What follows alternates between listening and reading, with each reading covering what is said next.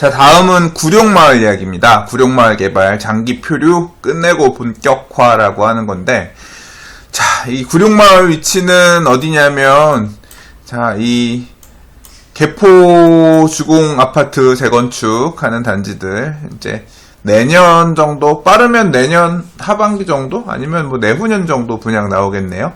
지금 개포 1단지 아파트가 개포 주공 아파트 중에서 남았죠.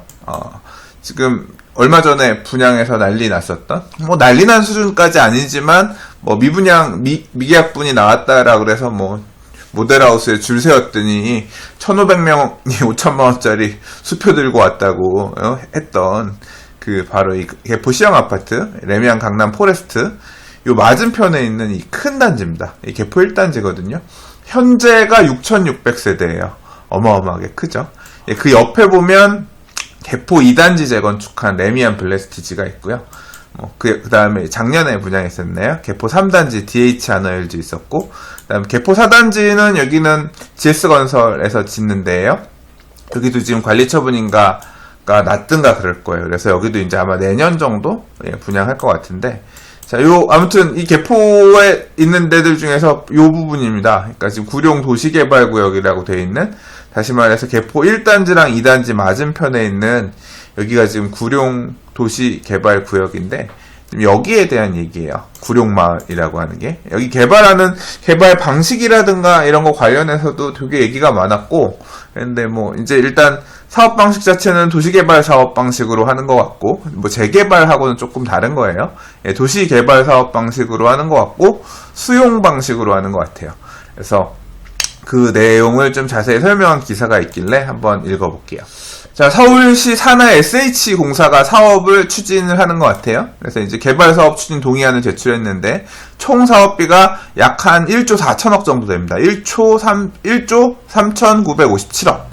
국제공모하고 특별건축구역 지정 추진하고, 뭐 그런데 이제 토지 보상 문제가 최대 난관이라고 그랬는데, 이제 SH에서 이 도시개발 사업을 추진하려고 하는 것 같은데, 이 내용을 좀 봤는데 사업비가 지금 한 1조 4천억 정도 드는데, 내용이 뭐냐면 땅값, 그러니까 말 그대로 기존에 있는 토지 등을 소유하고 있는 이 토지 소유자로부터 땅을 수용하게 되는데, 이 땅 수용하는 금액이 한 4,344억 정도, 그리고 공사비가 4,665억, 그리고 뭐 포함해서 이거저거 뭐 부대 비용 해가지고 1조 4천억 정도가 들 거래요.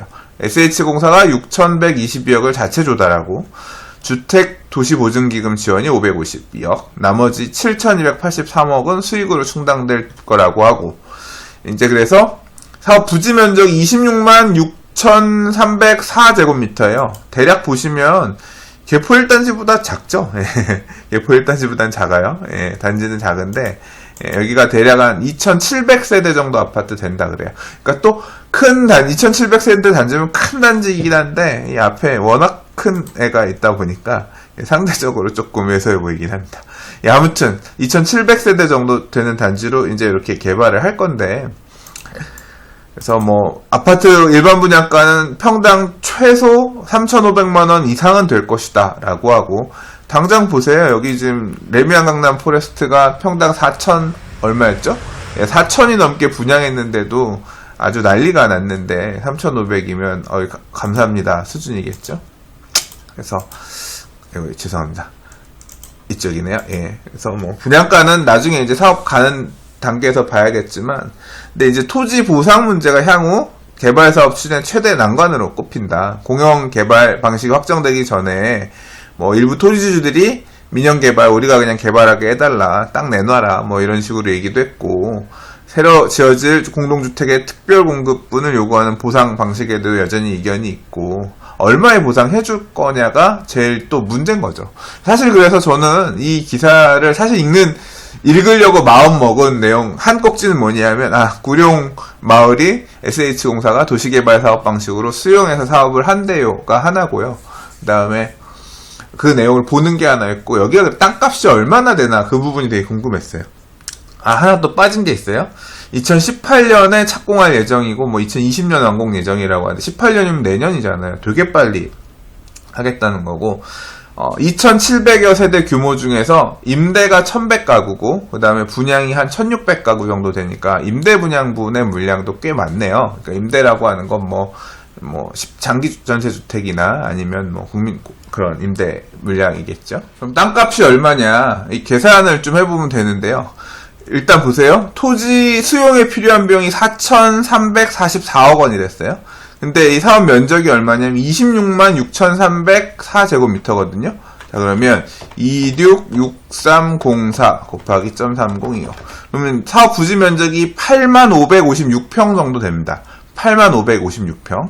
그러면 그냥 8만 556으로 계산을 해볼게요. 아까 지금 땅값이 얼마였어요? 보상해주기 위한 그만 4344 나누기 80550 하면 얼마예요? 이 금액이 얼마인지 아세요?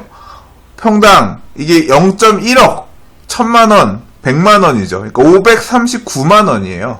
평당 지금 전체 면적으로 계산하면 한 평당 539만원 정도 보상해줘야지 이런 식으로 금액이 잡혀있는 거나 다름없는 거예요.